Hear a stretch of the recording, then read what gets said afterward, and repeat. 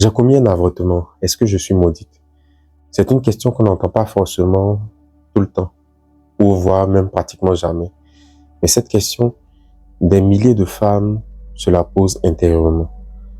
Cette question est l'objet de plusieurs années pour certaines de dépression, de souffrance intérieure, de culpabilité, et pour d'autres parfois, malheureusement, cela mène au suicide. Alors, c'est une question délicate dont le Seigneur Jésus m'a demandé de parler. Mais pour toi qui écoutes cette vidéo, qui te sens concerné, ne zappe pas cette vidéo, écoute-la jusqu'au bout et partage-la à des personnes qui pourraient t'intéresser. Si tu tombes sur cette vidéo également, que tu ne te sens pas concerné, partage-la quand même à quelques amis autour de toi. Parce que avortement, ce n'est pas écrit sur le front, ce n'est pas visible.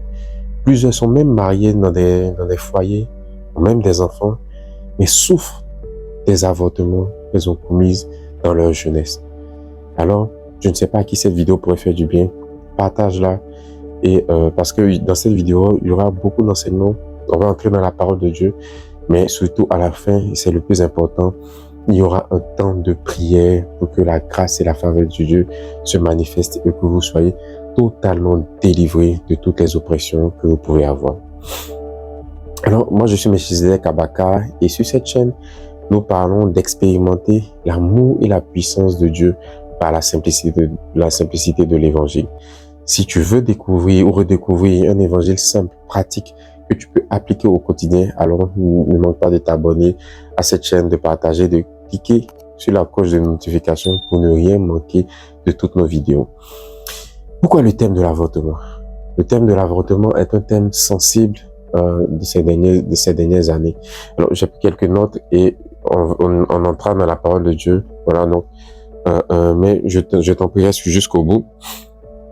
Alors, parce que l'avortement est un sujet très, très, très important.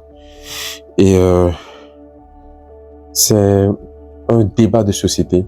C'est quelque chose de tellement profond depuis des années et des années.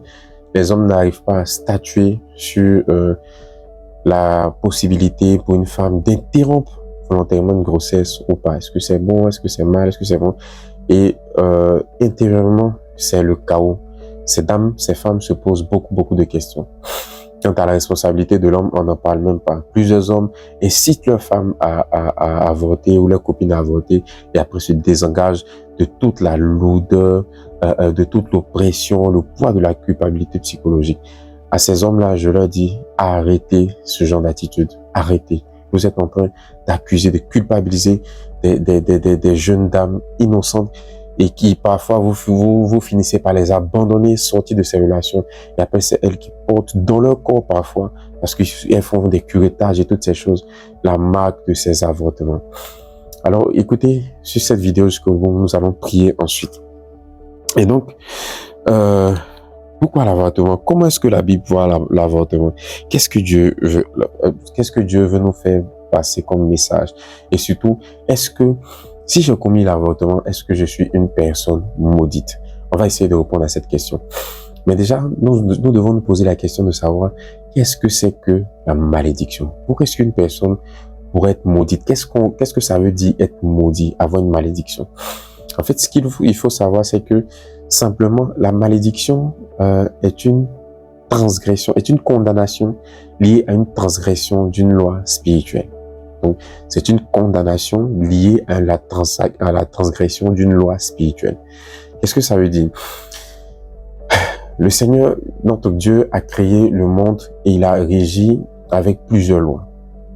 Si on veut aller dans le plan naturel, il y a ce qu'on appelle la loi de la pesanteur que tout le monde connaît. Si un objet est jeté en l'air, il finit par tomber sur le sol parce qu'il est attiré par le centre de gravité de la Terre. Et donc, si je me mets sur un immeuble et que je saute,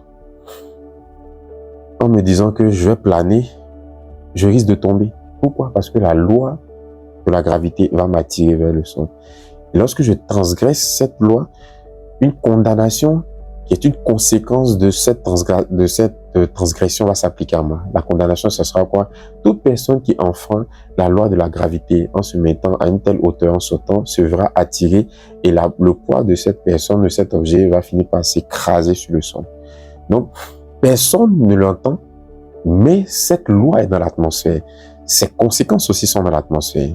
Est-ce que vous comprenez? Du coup, on peut être maudit parce qu'on a transgressé une loi spirituelle que Dieu a mise en place. Et dans le cas de l'avortement, c'est la loi de la vie. Le Seigneur est l'auteur de la vie. Notre Dieu est l'auteur de la vie. Et il interdit à quiconque de pouvoir interrompre volontairement la vie d'une autre personne. Que ce soit un enfant, que ce soit un adulte, c'est un péché grave que Dieu condamne nous-mêmes particulièrement. Pourquoi? Parce que la vie est précieuse. Parce qu'il valorise la vie. Parce que Dieu prend plaisir à voir ses créatures vivre. Il prend plaisir à voir ces personnes se développer, sa création se développer. Alors, quelqu'un qui vient interrompre volontairement une vie devient parfois même comme un ennemi de Dieu. Parce que toutes les lois spirituelles vont commencer à le condamner. Alors, pour une jeune fille, une jeune dame, une femme même qui a commis ce acte qu'on appelle l'avortement, il peut y avoir une condamnation qui va venir. Qui va dire que, par exemple, parce que tu as interrompu la vie d'un être humain, tu ne réussiras pas dans ton travail. Tu ne réussiras pas dans ton mariage. Tu ne pourras pas avoir d'autres enfants. Il y a des cas de dames qui ont avorté dans leur jeunesse et qui aujourd'hui elles sont mariées, n'arrivent plus à avoir d'enfants. Et quelque part dans sa conscience, elle se souvient qu'elle a eu l'occasion, elle était tombée enceinte et elle a refusé cet enfant, elle a avorté. Et maintenant qu'elle en a besoin, elle n'arrive plus à tomber enceinte. Quelle tragédie. Alors Dieu valorise la vie. Dieu valorise la vie. Et nous allons lire quelques passages de la parole de Dieu qui nous confirment que pour Dieu, même lorsque, parce que pour les hommes, le débat c'est, est-ce qu'on considère qu'un fœtus est déjà vivant? Est-ce qu'il faut que l'enfant atteigne un certain stade de la grossesse? Dieu considère que l'être humain est vivant dès qu'il est fertilisé dans le sein de sa mère. Donc à l'état même de fœtus, pour Dieu, tu existes déjà. C'est déjà une personne. Donc on n'a pas le droit d'interrompre cette vie qui est en train de grandir. Je vais vous lire quelques passages de la parole de Dieu. Psaume 139, à partir du verset 16. Comprenez bien l'objet de cette vidéo, ce n'est pas de vous condamner, raison pour laquelle je demande de suivre cette vidéo jusqu'au bout. Ce n'est pas de vous culpabiliser, c'est pour vous présenter certaines réalités sur lesquelles nous allons nous appuyer pour briser certains liens et qui va nous permettre de pouvoir expérimenter la vraie liberté en Christ. Alors nous lisons le psaume chapitre 139 à partir du verset 16.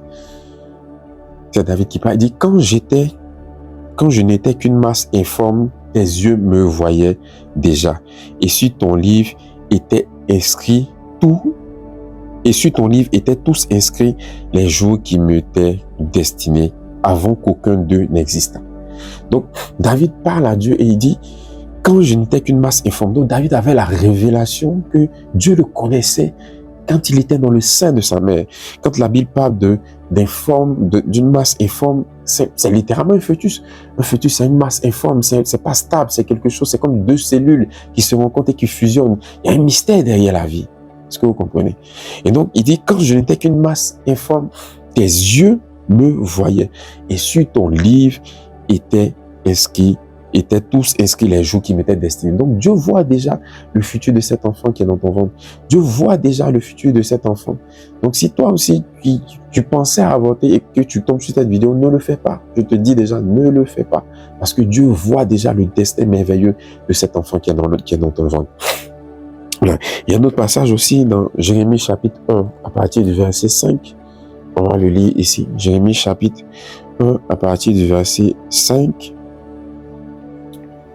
Alors, et c'est vraiment quelque chose de très important à savoir. Il faut comprendre que Dieu ne perçoit pas les choses telles que nous les percevons. Et c'est pour cela que parfois nous faisons un amalgame. Dans la pensée divine, la vie est importante. Alors nous allons regarder ce verset dans Jérémie, chapitre 1, à partir du verset 5. Donc, un instant, je lis la parole de Dieu. Voilà. Qu'est-ce qu'il dit? Il dit, c'est Dieu qui parle à Jérémie, il dit, avant que je te formasse dans le ventre de ta mère, je t'ai connu. Et avant que tu sortisses de son sein, je t'ai sanctifié, je t'ai établi prophète pour les nations. Donc Dieu est en train de dire à Jérémie que avant que sa mère ne l'ait accouché. Donc, la notion de la vie pour Dieu, encore une fois, commence dès le ventre, dès le sein de la mère. Il dit, je t'ai établi prophète des nations. Donc, Dieu avait déjà un plan pour lui, alors qu'il n'était encore dans le ventre de sa mère. Donc, dire qu'un enfant n'est pas une personne parce qu'il a encore un fœtus, c'est pas vrai. Dieu considère que c'est déjà une vie. Dieu considère que c'est déjà quelqu'un et c'est vraiment très important de pouvoir le reconnaître. Alors, maintenant qu'on sait que la vie commence dès le sein de la mère et pas forcément à un stade évolué de la grossesse, qu'est-ce que Dieu dit concernant le fait qu'une vie soit perdue? Nous allons prendre Exode chapitre 21, verset 22. On va faire beaucoup de lectures, mais c'est pour vous aider à mieux comprendre ce que la Bible dit à ce sujet. Exode chapitre 22, à partir 21, à partir du verset 22. Et je lis, « Si des hommes se querellent et qu'ils heurtent une femme enceinte et la fassent accoucher sans autre accident, ils seront punis d'une amende imposée par le mari de la femme et qu'ils paieront devant les juges. Mais s'il y a un accident, tu donneras vie pour vie, œil pour œil, dent pour dent, main pour main, pied pour pied, brûlure pour brûlure, blessure pour blessure, meurtrissure pour meurtrissure. » Donc Dieu est en train de dire ici que même si il y a deux hommes se battent, c'est pas volontaire, et qu'il y a une interruption de la grossesse, Dieu dit que les responsables de la perte de cet enfant ou de cette grossesse doivent payer œil pour œil, vie pour vie, pied pour pied. C'est-à-dire que tout petit dommage qui pourrait arriver à l'enfant, ceux qui en sont la cause devront payer. Donc Dieu ne rigole pas avec ça. Ça, il faut que vous le compreniez. Dieu ne rigole pas avec la vie. La vie, c'est précieux pour lui. Dieu ne rigole pas avec. Donc ne nous dites pas, non, c'est mon corps, c'est ceci, c'est cela, si je veux, je l'ai. Non, ce n'est pas ton corps, c'est une personne que tu abrites. C'est une personne que tu héberges. C'est comme quelqu'un que tu reçois chez toi à la maison, à qui tu donnes une chambre. Ça ne veut pas dire que tu as droit de vivre, de manger sur cette personne, non. C'est juste un habitant de ta maison. C'est juste quelqu'un que tu héberges pour un temps et ensuite la personne va partir. Et ça se manifeste même. Quand l'enfant naît, on s'en occupe, on vit avec lui, on l'éduque et puis à un moment, il s'en va. Ça veut dire qu'il ne t'appartient pas. J'en ai juste l'administration, la gestion, si vous me passez l'expression. Mais cette vie ne t'appartient pas. Elle appartient à Dieu. Alors faisons très, très, très attention. D'accord? Et donc, Dieu considère que si nous avons une attitude qui met fin à une vie, alors nous devons donner notre vie aussi en remplacement de celle qui a été perdue. Donc, on continue et on commence à comprendre pourquoi Dieu interdisait que les vies soient perdues. Et pourquoi est-ce que, malheureusement, si vous avez commis cet acte qui est l'avortement, il peut y avoir une malédiction qui plane autour de vous. Mais la bonne nouvelle, il y a une bonne nouvelle, c'est que il y a une solution. Il y a quelque chose que vous devez faire. Il y a quelqu'un que vous devez rencontrer qui va prendre votre malédiction et qui va vous libérer totalement. Vous allez sortir de ce cycle de dépression. Je ne sais pas qui va regarder cette vidéo aussi sans replay, mais j'ai une parole pour quelqu'un particulièrement, une jeune dame qui vit des cycles de dépression par rapport à ça. C'est comme si tu as fait un avortement et tu as en tête le mois et parfois même l'année. Non, tu as en tête le mois où tu as commis ce acte. Et chaque fois, quand l'année arrive à ce mois en particulier, il y a une dépression qui remplit ton cœur. Tu commences à mal te sentir. Pas sûr que les gens le sachent, mais c'est toi qui le vis intérieurement. Jésus veut te libérer. Reste jusqu'au bout de cette vidéo. On va prier. La puissance de Dieu va te délivrer. Alors, la question maintenant c'est, qu'est-ce que ferait Jésus si on lui présentait une femme, une dame, une personne qui a commis l'avortement? Qu'est-ce que Jésus ferait? Qu'est-ce que Jésus lui dirait? Parce que nous, c'est ce qui nous intéresse. Il peut y avoir des causes, il peut y avoir des conséquences, mais le plus important, c'est qu'est-ce que Jésus dit de ma situation? Si je sais ce que Jésus dit de ma situation, alors je peux réclamer, revendiquer un autre traitement. Je peux revendiquer d'autres expériences parce que je sais ce que Jésus veut de moi dans cette situation. Et c'est ce point que nous allons aborder maintenant. Et nous allons encore parler, si vous vous souvenez, le passage que je viens de lire dans Deutéronome, ça dit une vie pour une vie. Donc s'il y a une vie qui a été perdue, il faut une vie pour remplacer celle que vous avez perdue en commettant cet acte. D'accord? Donc, il doit avoir, c'est ce qu'on appelle la loi de l'équilibre spirituel. Donc, si une vie est perdue, il faut une autre vie pour compenser, pour annuler le jugement que vous êtes en train de vivre. Souvenez-vous, la malédiction, c'est une condamnation, un jugement rattaché à la transgression d'une loi spirituelle. Et donc, qu'est-ce que Jésus ferait? Et si une vie est perdue et qu'une vie doit la remplacer, qu'est-ce que Jésus ferait? Et il y a un passage dans la parole de Dieu qui est très intéressant, que j'aimerais qu'on puisse lire, qui ne parle pas directement de l'avortement, mais c'est un parallèle. Si une vie doit être prise, Jésus se comporte différemment. Donc, dans la loi de Moïse, dans l'ancien temps, il y avait aussi ce qu'on appelait le jugement lié à l'adultère. Donc, il y avait certains crimes, certains péchés qui étaient passibles de mort. Il y en avait d'autres, il fallait payer des amendes, faire des sacrifices. Mais il y en avait d'autres qui étaient tellement graves qu'on les jugeait passibles de mort. Et l'adultère faisait partie de ces péchés ou de ces actes qui méritaient la mort. Et ils ont apporté à Jésus une dame qui avait été prise en flagrant délit d'adultère. C'est dans le livre de Jean. On va le lire ensemble. Jean au chapitre 6, si ce que je dis fait sens, écrivez en commentaire. Ça ne veut pas dire que c'est vous qui avez pratiqué ça, voilà. Soyez tranquille avec. Mais c'est important de dire, de manifester que ce que je dis fait sens. D'accord? Donc, Jean chapitre 8, à partir de verset 4. Donc, Jean chapitre 8, à partir de verset 4. Je fais la lecture. Voilà. Alors que l'esprit des femmes amenait une femme surprise en flagrant délit d'adultère. La plaçant au milieu du peuple, il dit à Jésus, « Maître, cette femme a été surprise en flagrant délit d'adultère. Moïse, dans la loi, nous a ordonné de lapider de telles femmes. Toi, donc, que dis-tu » Il disait cela pour l'éprouver, afin de pouvoir l'accuser. Mais Jésus s'étant baissé, écrivait avec le doigt sur la terre. Comme il continua à l'interroger, il se releva et leur dit, « Que celui de vous qui est sans péché jette le premier la pierre. » Et de nouveau, il se baissa et écrivait par terre. Quand ils entendirent cela, accusés par leur conscience, ils se retirèrent un à un, depuis les plus âgés jusqu'au dernier, et Jésus resta seul avec la femme qui était là au milieu. Alors, s'étant relevé et ne voyant plus que la femme, Jésus lui dit, « Femme, où sont ceux qui t'accusaient? Personne ne t'a-t-il condamné? » Elle répondit, « Non, Seigneur. » Et Jésus lui dit, « Je ne te condamne pas non plus. Va et ne pêche plus. » Waouh! Est-ce que c'est extraordinaire comment Jésus se comporte face à une personne qui méritait la condamnation de mort. Jésus lui dit, va et ne pêche plus.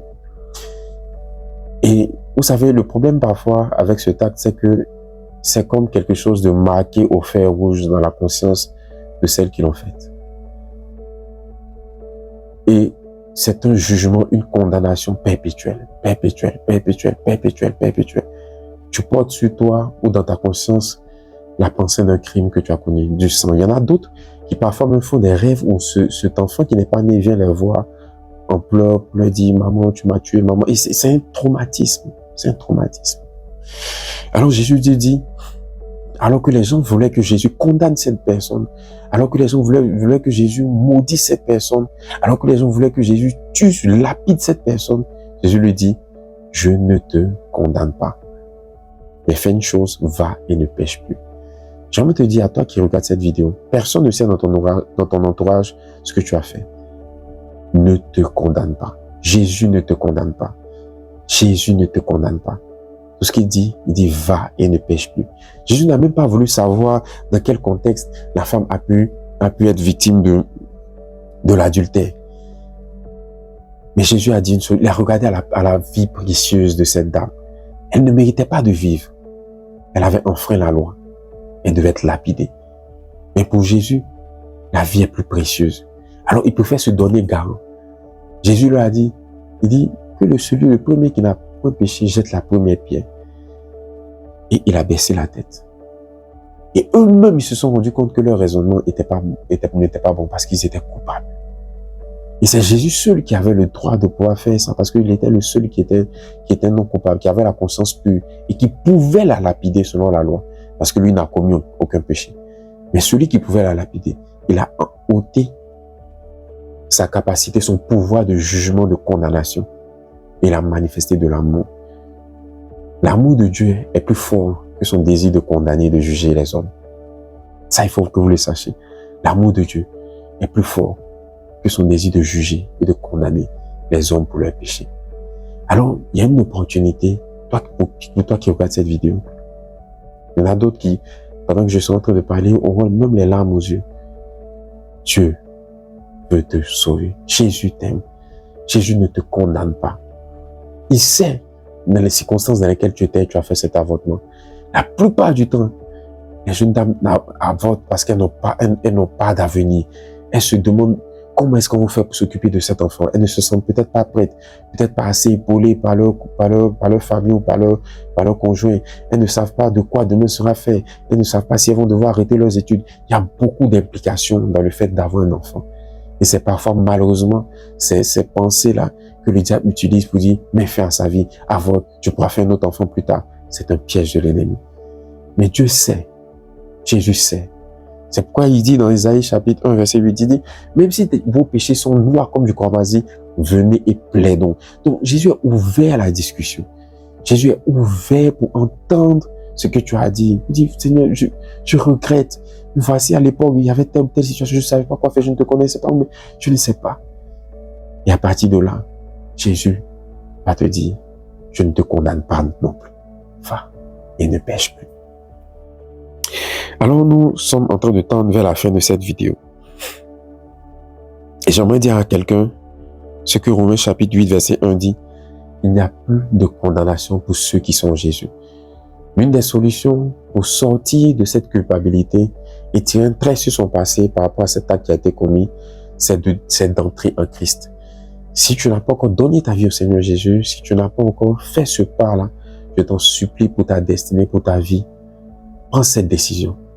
Dis en Jésus, je te donne ma vie. Parce que c'est en Christ qu'il n'y a plus de condamnation. Tant que tu n'as pas pris la position d'être en Christ, il y aura toujours un jugement contre toi. Pourquoi? Parce que Christ a payé pour nos péchés. La condamnation qui devait tomber sur toi, la condamnation qui devait tomber sur cette dame qui a été prise en flagrant délit d'adultère, Jésus l'a prise à la croix. Jésus a été tué pour nous. Jésus a été tué pour nos péchés. Jésus a été tué pour nos iniquités. Tout ce qu'on a fait du mal, tout ce qu'on devait vivre, recevoir comme un jugement négatif, Jésus l'a porté à la croix. Alors lorsque le diable, les ennemis, les démons, les maladies veulent parler contre nos vies, parce qu'on est caché en Christ, ils ne peuvent pas nous atteindre. Parce que lorsqu'ils nous regardent, ils voient Christ, ils voient que le sacrifice a déjà été fait, ils voient que quelqu'un a déjà été payé, un coupable a déjà été condamné. Et moi qui prends la position de ce coupable, je deviens innocent. C'est le travail que Christ veut faire. Et ça commence par ça. Pour sortir de la culpabilité de l'avortement et de la dépression et toutes les choses négatives liées à cet acte, cela commence principalement par accepter Jésus comme Seigneur et Sauveur si vous ne l'avez pas fait. Recevoir le Christ dans votre cœur va vous libérer. Recevoir le Christ dans votre cœur va vous délivrer. Recevoir le Christ dans votre cœur va changer votre mentalité, votre pensée, votre conception. Et ça va vous aider à sortir de la culpabilité. Parce que vous saurez que Jésus a porté cette erreur que vous avez commise à la croix. Il va laver votre conscience, purifier votre conscience, afin que vous ne vous regardiez plus dans votre état passé, mais que vous puissiez voir ce que Jésus a fait. Et parfois, il arrive à certaines personnes dans ce processus de guérison de prier pour avoir une révélation de ce qu'est devenu l'enfant. Parce que parfois, on a cette culpabilité, mais quand Dieu se révèle à toi et que tu as une révélation de cet enfant qui est au paradis, qui est dans un monde meilleur, tu es consolé. Est-ce que vous comprenez? Alors Jésus veut consoler un cœur brisé. Jésus veut ôter ce poids que tu transportes, que personne ne sait. Jésus veut prendre ses erreurs. Il n'y en a que commis 1, 2, 3, 4, 5 avortements par amour pour un homme qui a fini par vous laisser, vous abandonner. Aujourd'hui, Jésus, il est celui qui ne va jamais vous abandonner. Venez à lui, recevez-le dans votre cœur et votre vie va littéralement changer. Il va purifier votre conscience, il va vous restaurer, vous allez aller de l'avant. Alors, l'œuvre de la croix va commencer à s'appliquer. Croire que Jésus a porté votre erreur et que vous êtes pardonné.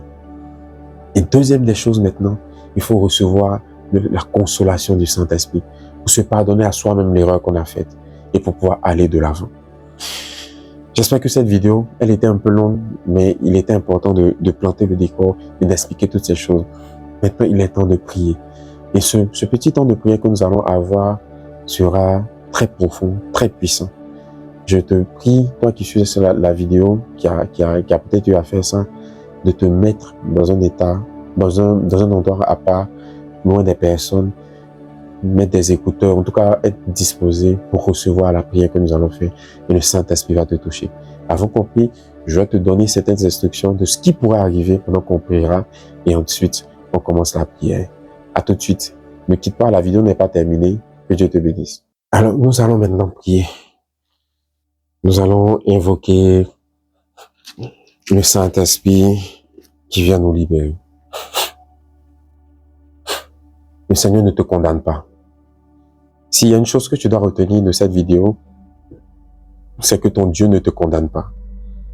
Ton Dieu t'aime, il veut changer ta vie. On a tous fait des erreurs, mais ne laissons pas ces erreurs définir qui nous sommes. Le passé est passé, l'avenir est devant, et il est glorieux avec Jésus. Alors, pendant cet instant, nous allons prier, prendre du temps devant la face de Dieu. Pendant que je serai en train de prier, tu pourras ressentir une chaleur sur ton cœur. Tu vas mettre une main sur ton cœur et écouter la prière. Et ce que tu pourras ressentir, tu pourrais vivre, c'est que tu ressentes une chaleur sur ton cœur, tu ressentes des frissons, tu te mettes ou peut-être à pleurer, tu sens ton cœur se serrer. Tout ça, ce sont des manifestations de la présence de Dieu. Parce que la présence de Dieu va t'envahir.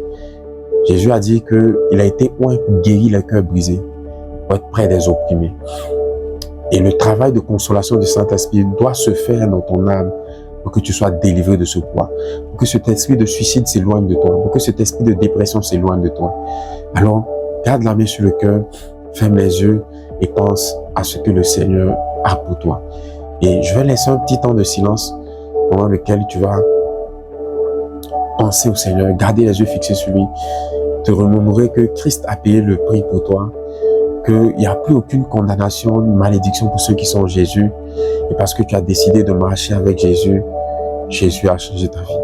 Pour toi qui n'as pas encore fait ce pas, je vais te faire une petite prière pour t'introduire dans le royaume des cieux. C'est tellement simple.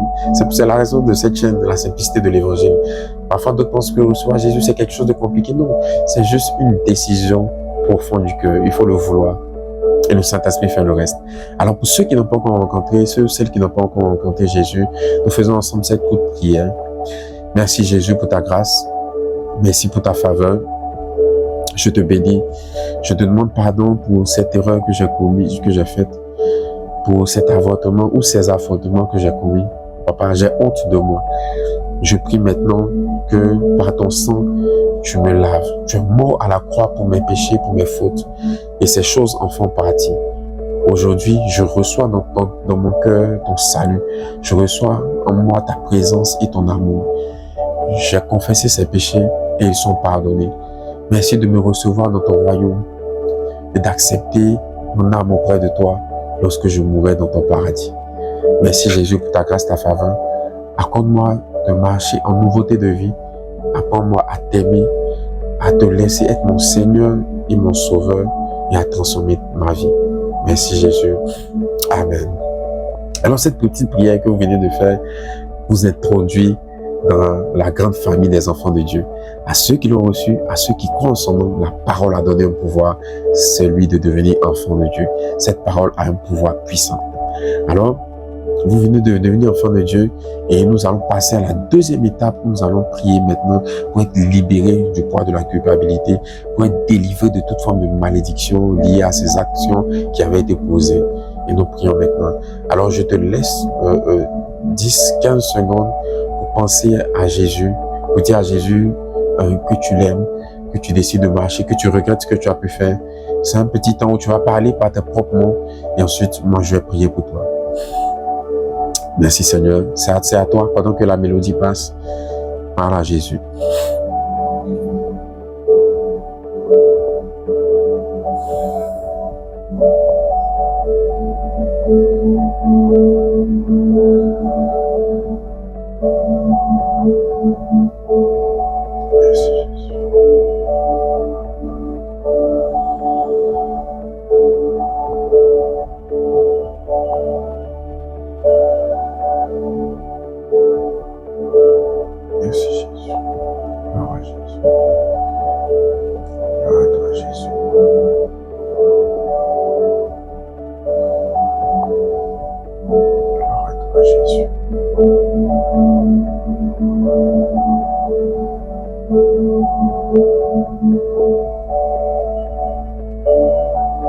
Merci Jésus.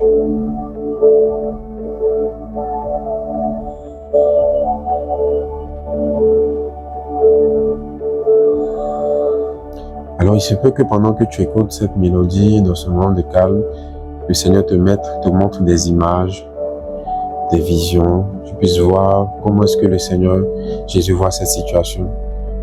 Tu pourras te voir comme dans un grand champ de fleurs pour traduire le fait que la joie de Dieu vient sur toi. Tu pourras ressentir des frissons comme de l'eau qui verse sur toi pour certaines personnes, qui est le signe du fait que Jésus te lave de ce vêtement souillé, de cette culpabilité. Plusieurs sont en train de ressentir des expressions de l'amour de Dieu. Tu ressens les expressions de l'amour de Dieu. Jésus est présent. Jésus t'aime et il t'inonde de son amour maintenant. Il t'inonde de son amour, il t'inonde de son amour, il t'inonde de son amour. Il y a comme une cascade, wow, des eaux vives qui sont en train de couler.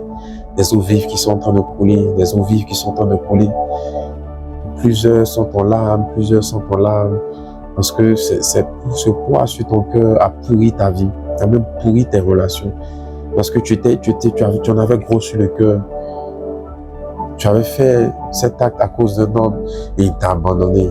Et dans toutes les prochaines relations, tu en veux aux hommes en fait. Et c'est ce qui fait que tes relations n'aboutissent pas. Parce que tu en veux aux hommes. Tu trouves que les hommes sont méchants et infidèles. Jésus est en train de guérir ton cœur. Il est en train de te penser. Il est en train de penser ton cœur. Des fleuves d'eau vive sont en train de couler, sont en train de couler, sont en train de couler. Merci Jésus, gloire à Jésus, gloire à Jésus, gloire à Jésus, gloire à Jésus, gloire à Jésus, gloire à Jésus. Merci Saint-Esprit pour cette délivrance, merci Saint-Esprit pour ces restaurations. Merci Saint-Esprit, nous appelons ta présence pour toutes les personnes qui vont suivre ces vidéos, qui vont partager à chaque fois que quelqu'un va tomber sur cette vidéo, qui prend du temps dans ta présence, qu'elle expérimente, qu'elle soit visitée par la présence de ton esprit, par ton onction, au nom de Jésus.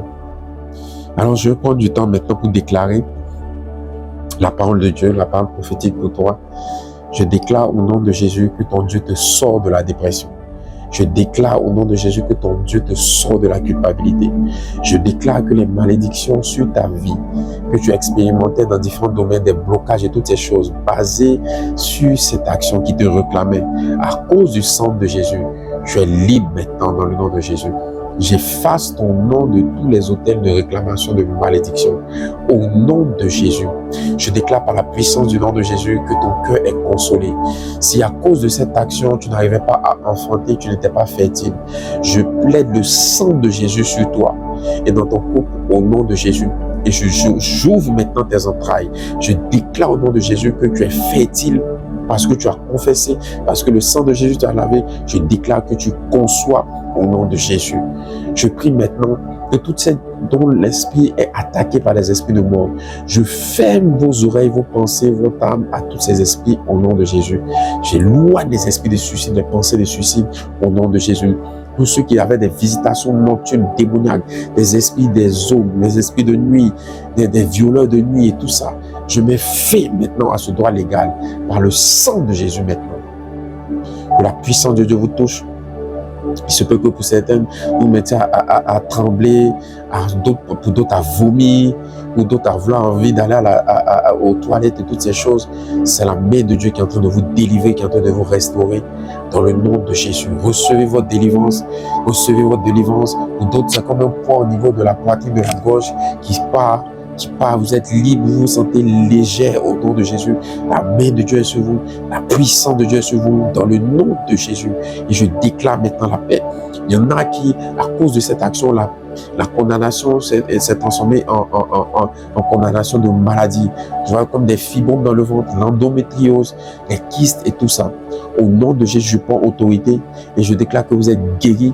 Je vous maudis kyste, je vous maudis fibrome, grosseur, vous disparaissez, nodule, vous disparaissez. Au nom de Jésus, au nom puissant de Jésus, au nom de Jésus, celles qui avaient des rides, des cycles menstruels déréglés à partir de ces actions ou qui souffraient des séquelles de ces opérations dans leur corps, de ces actions dans leur corps, sont guéries à l'instant au nom de Jésus. Je déclare cela par la puissance et l'autorité du Saint-Esprit.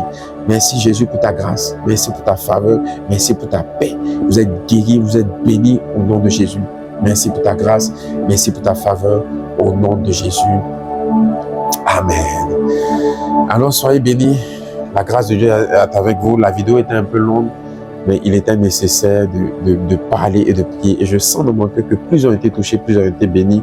Voilà, que la paix et la grâce de Dieu soient sur vous. Comme j'ai dit, partagez cette vidéo. Ce n'est pas quelque chose qui est marqué sur le front, mais plusieurs en souffrent.